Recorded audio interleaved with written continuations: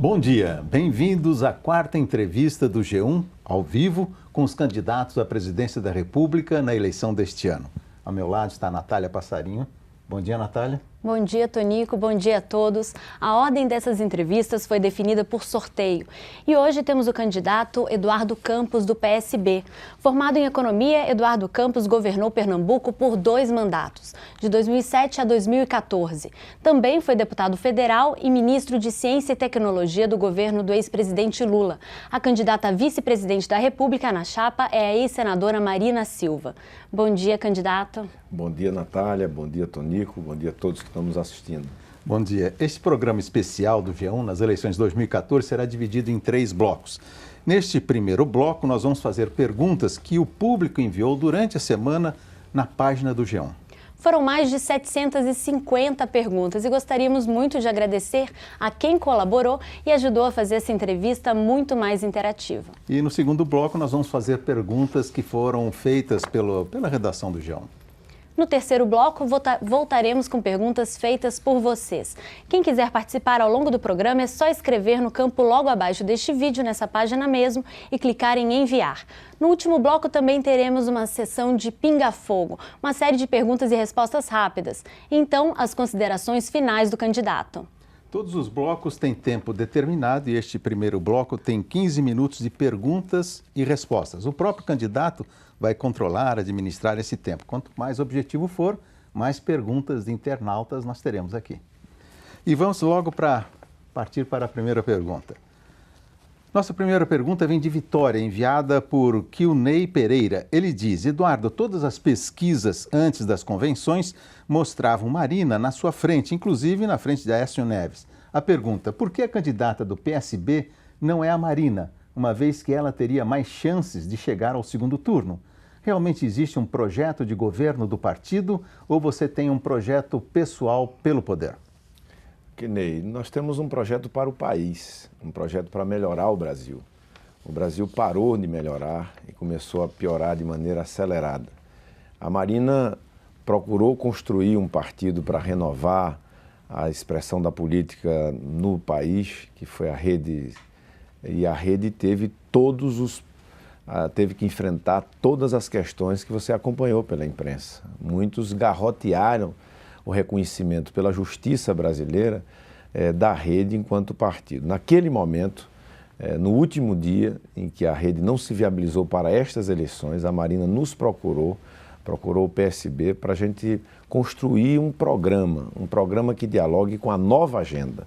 Que agenda é essa? Melhorar a política, a qualidade da política está afundando o país. Cuidar da educação em tempo integral, cuidar da saúde pública, que está um caos nesse país, ter uma política integrada, governo federal, estados e municípios para a segurança, ter, sobretudo, a possibilidade desse país ter crescimento e desenvolvimento sustentável. É isso que representa a nossa candidatura de Marina. Muito mais um projeto de país, um projeto de uma nova etapa de desenvolvimento para o nosso país. É isso que nós estamos representando nessa disputa. Agora, candidato, existe alguma frustração com relação à transferência de votos, já que a última pesquisa Ibope não indica um avanço muito grande do senhor? Senhor, essa transferência dos votos que a Marina Silva recebeu, a senadora Marina Silva recebeu nas últimas eleições, não está ocorrendo como planejado? Olha, Natália, eu digo, e a Marina também, que não existe essa coisa de transferência de voto, né? Cada um tem um voto. Você não tem um voto dentro de uma caixa e leva como se fosse uma mudança, que você arruma a roupa dentro de uma mala e leva. Não é assim, né? O eleitor brasileiro, cada um tem o seu voto. O que nós representamos e a presença da Marina nesse conjunto e de outras forças políticas que estão conosco é exatamente a referência de uma série de valores que estão sendo reivindicados na vida brasileira. Quais são esses valores? A clareza de que aquele arranjo político, aquele sistema de governança do presidencialismo de coalizão, ele esclerosou, ele já não consegue compreender o Brasil real. É preciso uma renovação e é isso que nós representamos nessa eleição, a superação de 2 forças que já governaram o país. Tanto o PSDB governou, quanto o PT governou há 20 anos. E o Brasil tem uma agenda nova. E essa agenda só fica de pé se essa força da sociedade indignada, da sociedade que quer mudança, ela se expressar para embalar exatamente esse novo momento brasileiro.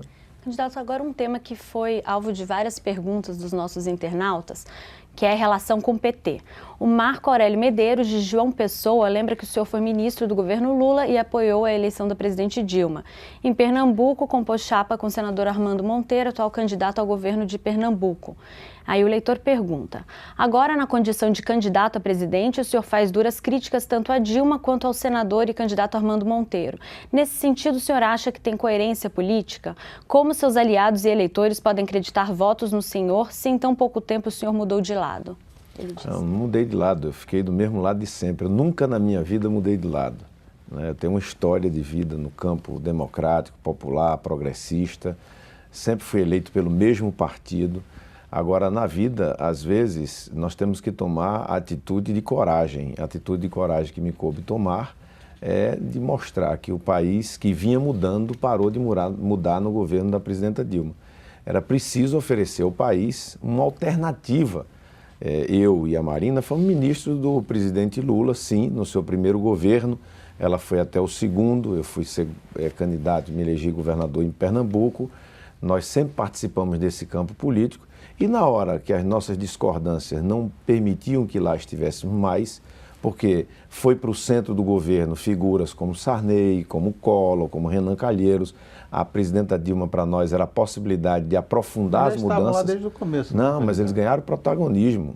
Você imagine o que é eleger a presidenta Dilma e ela chegar e oferecer apoio ao Senado, para a presidência do Senado, no Renan. O que é que representa isso de renovação? O nosso partido estava na base naquela altura e votou no Pedro Táxi, como teve um candidato na Câmara dos Deputados. Nós fomos oferecendo as nossas divergências, a falta de escuta, de diálogo, o desprestígio à federação que se faz hoje com os municípios e estados brasileiros na concentração de recursos. É um caos, ou seja, nós temos que mostrar que é preciso e necessário que naquele momento tomássemos a decisão. Quanto ao senador Armando Monteiro, nós fizemos uma aliança em Pernambuco e ele tomou uma decisão ao chegar ao Senado de não votar com as teses da Frente Popular. E depois que Pernambuco tinha um candidato lançado junto com Marina, ele tomou a decisão de apoiar a Dilma, é um direito que ele tem. E nós estamos apoiando um candidato que tem afinidade com a Frente Popular de Pernambuco. Candidato, nós temos algumas perguntas que foram enviadas em vídeo. Nós vamos ver aqui a primeira, que foi enviada pelo Rodolfo Lenhagnoli, de Santos, em São Paulo. Vamos ver. Gostaria de saber qual será a política implantada em relação às importações do seu governo. Vários internautas, só completando um pouco essa pergunta, perguntaram sobre essa questão de impostos de importação. Vamos ver, o João Renato, de Monte Alegre, de Minas, reclama que um carro popular no Brasil custa o mesmo que veículos sofisticados nos Estados Unidos. Ele também quer saber o que será feito em relação a esses impostos. Olha, na verdade, o Brasil precisa de uma simplificação tributária, de uma reforma tributária, que não onere os investimentos, que não onere a geração de trabalho formal no país. E muitas vezes nós temos hoje setores, a indústria está vivendo o mais duro momento de sua história. A indústria de máquinas, equipamento e bens de capital, neste semestre que passou, caiu 30% das suas vendas. Nós estamos tendo uma desindustrialização do Brasil. Esse processo já vem de longe, desde antes do real, durante o tempo que o PSDB governou também não foi bom para a indústria, e desde 2005 que a indústria brasileira vem num plano inclinado, que se agravou agora no governo da presidenta Dilma. E nós precisamos ter um olhar para a nossa indústria. Quando a gente olha para a indústria, tem setores da indústria que estão protegidos mais do que outros. Nós precisamos que a indústria ganhe competitividade. Para isso, é preciso ter a condição de ter uma inserção da indústria brasileira num contexto internacional competitiva. Mas nós não precisamos ter de onde é possível tirar, onde é possível ganhar, sim, quais impostos que devem ser eliminados. Sim. Nós temos hoje uma série de sistemas de incentivos à importação no Brasil e outros setores não têm absolutamente nada. O que nós precisamos é ganhar produtividade na indústria brasileira. A média das máquinas na nossa indústria são de 17 anos. Nos Estados Unidos, essa média, a idade média das máquinas nas indústrias é de 7 anos. Nós estamos com a indústria envelhecida, perdendo competitividade e não podemos achar que vamos proteger a indústria só com tarifas de importação. Não, é inovação, tecnologia, sistema tributário, melhoria da logística no dólar, e um processo. O senhor faria uma mudança nesse campo cambial? Nós temos um compromisso com o tripé macroeconômico, Tonico, com o centro da meta. O que é que acontece hoje da inflação? O que é que acontece hoje? É que na hora que o Brasil tem uma governança macroeconômica errática e acha que só a taxa de juros vai resolver o problema, a gente termina não resolvendo o problema da inflação, legando um juro alto e um câmbio valorizado que termina por afetar as nossas exportações. Na hora que tenhamos, como vamos ter, um Banco Central independente, um Conselho de Responsabilidade Fiscal do país, que não se tem até a data de hoje, para garantir o equilíbrio fiscal e o esforço fiscal para trazer a inflação para o centro da meta. Um Banco Central mais independente. Mais independente. E os juros vão entrar por articulação dessas políticas numa descendente e o câmbio vai para o lugar certo. Agora, o câmbio fica no lugar errado porque não há coordenação nas políticas e afeta sobremaneira a capacidade de exportar, sobretudo da indústria brasileira. Candidato, agora uma outra pergunta em vídeo do Jefferson de Carvalho, de Porto Velho. Eu quero saber quais são as propostas do candidato para acabar com o grande cemitério de obras inacabadas que se tornou o Brasil, obras que começam e nunca tem data para terminar. Essa, Jefferson, é uma questão muito séria, né? O Brasil tem um conjunto, tem menos obra do que deveria ter e as obras não terminam no tempo certo. Eu governei o estado, Pernambuco, por 2 mandatos. E fui reeleito com 83% dos votos, exatamente porque eu levei um modo de governança em que privilegiou exatamente o mérito, que selecionou bons quadros, porque a questão da infraestrutura no Brasil, antes de ser uma questão de dinheiro, é uma questão de gestão objetiva. Desde a hora de escolher as obras, que nós temos que a participação da população é fundamental para que as obras sejam bem escolhidas e a gestão delas vai fazer com que as obras saiam de melhor qualidade e mais baratas. Eu consegui, num estado, multiplicar por 4 a capacidade de investimento que nós tínhamos, sem aumentar imposto, exatamente porque colocamos a gestão das obras como algo fundamental. Candidato, uma das reclamações mais vistas dos internautas, mais enviadas por nós, foi a demora, a não conclusão, na verdade, né, da transposição do Rio São Francisco. E o ministro da Integração no governo Dilma, né, de 2011 até 2013, era do PSB. O PSB também tem responsabilidade na demora dessas obras? A Transnordestina também estava sob responsabilidade. Não, a Transnordestina a Transnordestina é uma obra privada, infelizmente está paralisada pelos desentendimentos entre o governo e o empreendedor privado. Nós chegamos a ter 8.000 trabalhadores só dentro de Pernambuco fazendo a ferrovia, fundamental essa ferrovia, mas a FIO também está parada, né? São muitas obras paradas, não é só a transposição. E a transposição? Não é só a transposição, são muitas obras que estão paradas no atual governo, que dialogam com...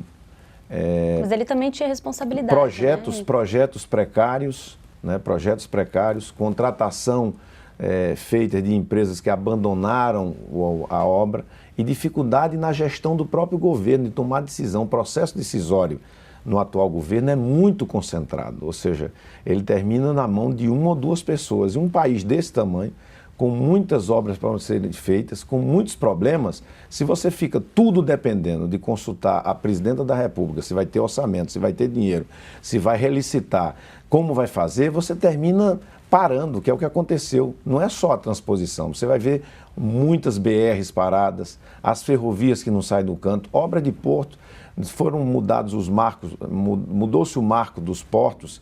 E cadê as obras nos portos? 1 ano e meio depois. Candidato, nós temos um pouco mais de 2 minutos para terminar esse bloco. Eu tenho mais uma pergunta agora do Levi Cerqueira, que é de Pernambuco. Ele gostaria de saber do governador qual a sua posição em relação ao fim do perverso fator previdenciário. Nossa equipe está discutindo a questão do fator previdenciário, sim, porque não se pode imaginar equilibrar a previdência, né, só em cima de um segmento, né?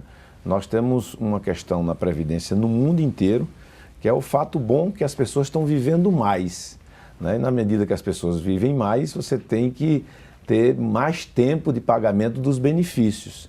Isso fez com que o mundo inteiro operasse em mudanças na previdência. Nós fizemos uma mudança no fator previdenciário que está corroendo, em alguns casos, a metade da pensão ou do benefício de muitas pessoas no Brasil. É preciso um olhar para rever o fator previdenciário, sim. Já há um debate no Congresso Nacional, nós estamos fazendo contas e até o final da campanha vamos voltar a falar sobre isso. Candidato, mais uma última pergunta aqui nesse bloco. O Marcos Guimarães de Maceió pergunta se o passe livre vai ser para todos os estudantes, quais os estudantes que vão ter esse benefício no seu governo, se o senhor for eleito. Ô Marcos, nós assumimos um compromisso com o passe livre, porque o compromisso com o passe livre é um compromisso com educação. Tem muitas pessoas que passaram pelo regime de cotas em universidades que estão deixando as universidades porque não tem condição de ir e vir, não tem condição de se alimentar, de morar.